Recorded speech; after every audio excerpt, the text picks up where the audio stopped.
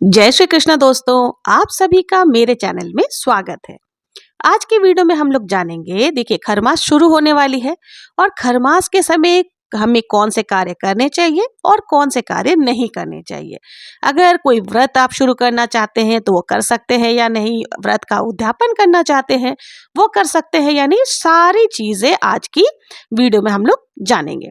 देखिए, पुराणों में इस प्रकार का वर्णन आता है कि भगवान सूर्यदेव 7 घोड़ों के रथ पर सवार रहते हैं और लगातार इस ब्रह्मांड की परिक्रमा करते रहते हैं।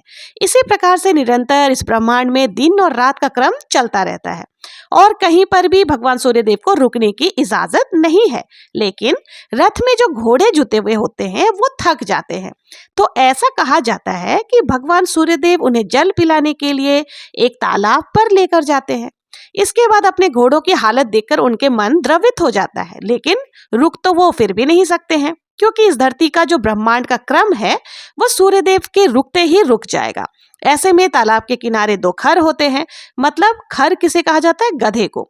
और भगवान सूर्यदेव क्या करते हैं, अपने रथ में खरों को जोत लेते हैं और 7 घोड़े जो उनके रथ के हैं उनको तालाब के किनारे आराम करने के लिए और पानी पीने के लिए छोड़ देते हैं।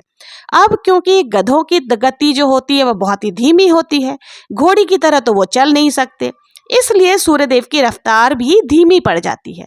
अब जैसे तैसे सूर्यदेव इस 1 मास का क्रम पूरा करते हैं और उसके बाद वापस से घोड़े जब भगवान सूर्यदेव की रथ में आ जाते हैं तो फिर से रफ्तार भगवान सूर्यदेव की तेज हो जाती है और ब्रह्मांड का क्रम फिर से उसी प्रकार से चलने लगता है। और खर के साथ जो भगवान सूर्यदेव 1 मास की यात्रा करते हैं या परिक्रमा 1 मास की करती हैं, इस 1 मास के समय को ही खरमास कहा जाता है। तो खरमास में किसी भी प्रकार का शुभ और मांगलिक कार्य नहीं करना चाहिए। तो आज की वीडियो में हम लोग जानेंगे कि खरमास 2024 में कब से प्रारंभ होगा और कब समाप्त होगा। तो इस समय मैं आपको कौन से कार्य करना चाहिए और कौन से कार्य हमें नहीं करना चाहिए, कौन से कार्य करने से आपको नुकसान हो सकता है, ये सारी तमाम जानकारियां आज की वीडियो में आपको मिलने वाली है। तो ये वीडियो बहुत ही महत्वपूर्ण होने वाली है, इसलिए वीडियो को स्किप ना करें, पूरा जरूर से देखें। और अगर आप लोगों को वीडियो पसंद आता हो तो कमेंट जरूर से करें। अब देखिए, जब सूर्य भगवान धनु और मीन राशि में प्रवेश करते हैं तो उनकी तेज से उनके जो गुरु हैं, गुरु बृहस्पति देव, उनका प्रभाव जो है वो कम हो जाता है। इस वजह से शुभ और मांगलिक कार्य इस वक्त पर बंद हो जाते हैं। धनु और मीन राशि गुरुदेव बृहस्पति देव की राशियां हैं और इस प्रकार से वर्ष भर में 2 बार सूर्यदेव का संचरण होता है इन राशियों में और 2 बार वर्ष भर में खरमास लगता है। ऐसे में जो मांगलिक कार्य होते हैं, जैसे कि विवाह हो गए, जनेऊ संस्कार हो गए, गृह प्रवेश है, मुंडन है, अन्नप्राशन आदि कोई भी शुभ कार्य इस वक्त पर नहीं किए जाते हैं। यदि आप अगर मकान लेना चाहते हैं या कोई नया वाहन लेना चाहते हैं तो इन सब के लिए भी आपको शुभ मुहूर्त देखना आवश्यक होता है। आप कार्य शुरू करना चाहते हैं तो आपको इस समय यानी कि खरमास के समय ये सारे कार्य नहीं करना चाहिए। आप खरमास से पहले प्रारंभ कर लीजिए या फिर आप खरमास के बाद, मकर संक्रांति के दिन खरमास उतर जाता है, फिर आप ये सारे कार्य या शुभ कार्य या मांगलिक कार्य वापस से प्रारंभ हो जाते हैं, तब आप कर सकते हैं। इतने समय तक, ये लगभग 1 महीने का समय होता है जिस समय में आपको कोई भी शुभ कार्य करने से बचना चाहिए। जैसे पहली बार अगर मायके से ससुराल आप जा रहे हैं या ससुराल से आप मायके जा रहे हैं, यानी अभी आपकी विवाह हुई है और आप प्रथम बार ही अपने मायके या ससुराल जाना चाहते हैं, तो ये शुभ कार्य भी आपको खरमास में नहीं करना चाहिए। अगर आप कई बार आ जा चुके हैं, यानी कि आपको शादी को काफी समय हो गया है, तो कोई दिक्कत नहीं है, आप जा सकते हैं। लेकिन अगर आप अभी शादी हुई है और आप प्रथम बार ही मुहूर्त देख करके आप जाने के सोच रहे हैं, तो आपको खरमास के समय में नहीं जाना चाहिए। उसके बाद जो भी शुभ मुहूर्त होगा तब आप जा सकते हैं। कुल मिलाकर यानी खरमास के समय आपको अपने पीहर भी नहीं जाना है और ना ही ससुराल जाना है। इस समय गुरुदेव बृहस्पति और सूर्य दोनों की स्थिति कमजोर होती है। ऐसे में कोई भी शुभ कार्य करने से नुकसान होता है। यदि आप नया घर लेना चाह रहे हैं या फिर आप मकान बदलना चाह रहे हैं, आप यदि किराए के घर में रहते हैं और आप दूसरे मकान में शिफ्ट होने की सोच रहे हैं, तो आपको देखिए इस खरमास में नहीं बदलना है। खरमास से पहले अगर आपको बदलना है, जैसे आप कुछ भी थोड़ा बहुत सामान जा करके नए मकान में या फिर जो दूसरा किराए का मकान ले रहे हैं उसमें रख सकते हैं, लेकिन खरमास के दौरान आप मकान बदलने से भी आपको बचना चाहिए। अब आइए जान लेते हैं कि खरमास के दौरान कोई भी नया व्रत हमें शुरू करना चाहिए या नहीं करनी चाहिए। देखिए, यदि आपकी नई शादी हुई है या फिर आप इस साल सोच रहे हैं कि कोई नया व्रत धारण करें, तो आपको खरमास में करना चाहिए या नहीं। खरमास के समय कोई भी नया व्रत शुरू नहीं करना चाहिए।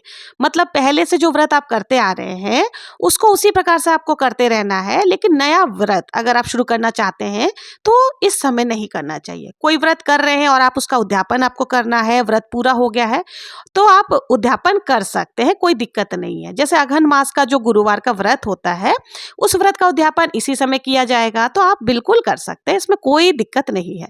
और कोई भी नॉर्मली व्रत अगर आप कर रहे हैं सोमवार का या फिर गुरुवार का, या जो भी आप पहले से करते आ रहे हैं अघन मास का, तो ये इस तरह का व्रत जो है ना, आप चाहें तो खरमास बीत जाए तब आप उद्यापन कर सकते हैं। 2-4 व्रत अगर ज्यादा हो जाएंगे तो इससे आपको फायदा ही होगा, नुकसान नहीं होगा। तो इसलिए कोशिश करें कि खरमास के बाद ही आपको व्रत का उद्यापन करना है। अब देखिए, कई लोग सोचते हैं कि खरमास के समय हमें नए वस्त्र आदि खरीदने चाहिए कि नहीं खरीदनी चाहिए। तो देखिए, सर्दियों का मौसम चल रहा है, तो ऐसे में गर्म कपड़े आदि, स्वेटर्स आदि जो छोटे हो गए हैं या खराब हो गए, तो हम लोग खरीदते ही हैं। इसमें कोई दिक्कत नहीं है, आप खरीद सकते हो। मतलब ऐसा नहीं है कि आप नए वस्त्र नहीं खरीद सकते। लेकिन अगर आपके घर में कोई मांगलिक कार्य है, जैसे शादी विवाह आदि है, तो विवाह की खरीदारी जो है, दूल्हे या दुल्हन के लिए जो कोई भी चीज अगर हम खरीद रहे हैं, तो ऐसी खरीदारी की जो प्रारंभ है ना, हमें खरमास से पहले ही शुरू कर देनी चाहिए। खरमास के समय नहीं खरीदना चाहिए, बचना चाहिए।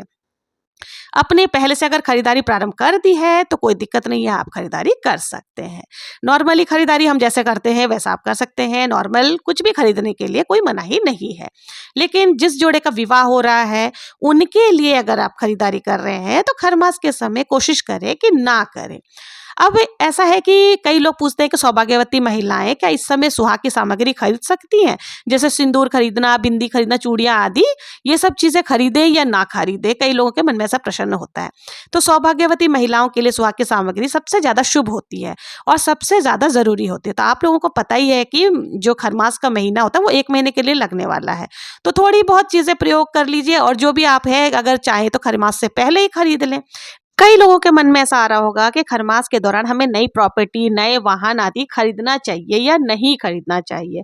तो देखिए, जब भी हम नई प्रॉपर्टी या नए वाहन आदि को बुक करवाते हैं या खरीदने के लिए, तो हम लोग हमेशा खरीदते समय शुभ मुहूर्त का ध्यान रखते हैं। तो इसलिए आप खरमास के दौरान आपको ये जो है शुभ कार्य नहीं करना चाहिए। मकान और वाहन आदि खरीदने से बचना चाहिए। अब जान लेते हैं कि खरमास के समय हमें कौन से कार्य हैं जो करने चाहिए, जो शुभ होता है। तो देखिए, खरमास में पूजा पाठ करना अत्यंत ही श्रेष्ठ माना गया है। पूजा पाठ से संबंधित अगर आप कोई खरीदारी करते हैं तो इसे भी शुभ माना जाता है। धार्मिक ग्रंथ पढ़ना इस समय अत्यंत श्रेष्ठ माना जाता है। ऐसा कहा जाता है कि इस 1 महीने के समय में अगर आप कोई भी ग्रंथ को शुरू करते हैं और उसको संपूर्ण कर लेते हैं, मतलब प्रारंभ करते हैं और समापन भी कर देते हैं, तो इसका फल बहुत अधिक प्राप्त होता है। खरमास के इन दिनों में भगवान सूर्य देव को जल देना अत्यंत शुभ माना जाता है और बहुत ही शुभ फल की प्राप्ति होती है। कहते हैं इस समय जो लोग भगवान सूर्य की पूजा उपासना आदि करते हैं, आदित्य हृदय स्नोद का पाठ आदि करते हैं और भगवान सूर्य के मंत्रों का जाप करते हैं, गायत्री मंत्र का जाप करते हैं, उनके जीवन में किसी भी प्रकार की परेशानी नहीं आती है। उगते हुए सूर्य को जल देना चाहिए। तांबे के पात्र में जल और रोली डाल करके सूर्य देव को जल अर्पित करें। परिक्रमा लगाएं।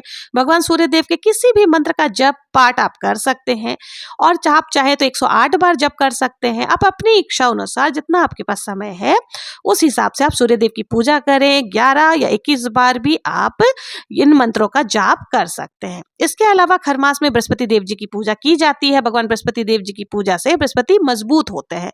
अगर आपके कोई परेशानी है, जैसे कि आर्थिक तंगी है, आपको पैसों की परेशानी है, या धन संबंधी परेशानी है, संतान संबंधी बाधा है, संतान को सुख नहीं मिल रहा है, या संतान से आपको सुख नहीं मिल रहा है, तो ऐसी अवस्था में बृहस्पति देव की पूजा अर्चना करना बहुत ही अच्छा माना जाता है। दाम्पत्य जीवन में आने वाली परेशानियों से मुक्ति के लिए भी या शीघ्र विवाह की कामना से बृहस्पति देव जी की पूजा हमें जरूर से करनी चाहिए।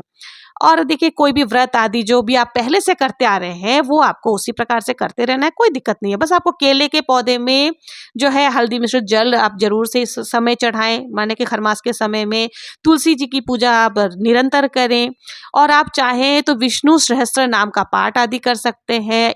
इतने मात्र से ही आपके जीवन में आने वाली समस्त बाधाएं समाप्त हो जाएंगी।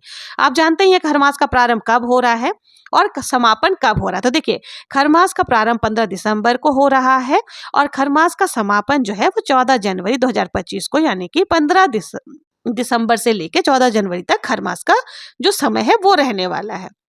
तो इस समय कोशिश करें कि कोई भी शुभ और मांगलिक कार्य आपको नहीं करना चाहिए। पूजा पाठ, धर्म कर्म आदि आप जितना हो सके करें। दान पुण्य इस सब समय में करना बहुत ही अच्छा माना जाता है। तो अपने जितनी भी आपकी सामर्थ्य है, सामर्थ्य के हिसाब से दान जरूर से करें। गर्म कपड़ों का धर्म कहा जाता है कि तिल का दान, गर्म वस्त्रों का दान, गुड़ का दान, ये अगर आप किसी जरूरतमंद को, ब्राह्मण को अपनी इच्छा अनुसार से करते हैं तो बहुत ही अच्छा फल की प्राप्ति होती है। तिल का दान महादान माना जाता है। तो चने की दाल का दान, तिल का दान, मतलब बृहस्पति और सूर्य से संबंधित जो भी चीजें होती है ना, उनका दान अगर आप इस समय करते हैं तो आपको बहुत ही शुभ फल की प्राप्ति होती है। आपके पास जो भी उपलब्ध हो, अपनी इच्छा के अनुसार, अपने सामर्थ्य के अनुसार आप दान पुण्य कर सकते हैं। तो आज की वीडियो में हमने ये सारी चीजें आपको बता दी कि कौन से कार्य हमें करने चाहिए, कौन से नहीं करने चाहिए। उम्मीद करती हूँ कि आप लोगों को मेरा ये वीडियो पसंद आया होगा। और अगर आप मेरे चैनल पर पहली बार आए हैं और अभी तक मेरे चैनल को लाइक, शेयर, सब्सक्राइब नहीं किया है तो प्लीज सब्सक्राइब करें। और अगर मेरे वीडियो पसंद आते हैं, आपको जरा भी हेल्पफुल लगते हैं, तो कमेंट भी जरूर से करें। आप लोगों का कमेंट से हमें पता पड़ता है कि हमारा वीडियो आपको पसंद आ रहा है। और मोक्षदा एकादशी कब मनाई जाएगी, मोक्षदा एकादशी के दिन पूजा किस प्रकार से की जाती है, ये तमाम जानकारी आपको आने वाले वीडियो में मिल जाएगी। मिलते हैं नेक्स्ट वीडियो में, तब तक के लिए जय श्री कृष्णा।